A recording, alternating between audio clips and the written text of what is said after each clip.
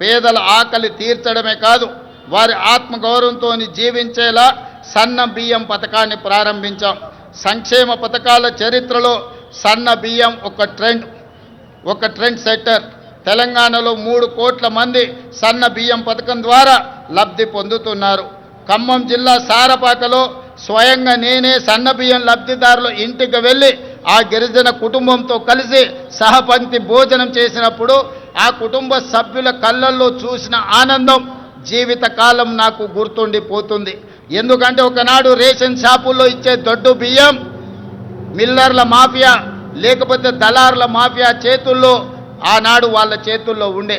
ఈనాడు సన్న బియ్యం ఇవ్వడం ద్వారా 3,10,00,000 మంది తెలంగాణ ప్రజలకు ప్రయోజనం చేరడమే కాకుండా ప్రతి ఒక్కరు ఆ సన్న బియ్యం తెచ్చుకొని ఈరోజు వండుకొని తింటున్నారు. నిజంగా ఇది ఒక గొప్ప విప్లవాత్మకమైన మార్పు. దీనికి ప్రజాప్రభుత్వం పునాది వేసిందని తెలియజేయడానికి నేను సంతోషపడుతున్నాను మిత్రులారా.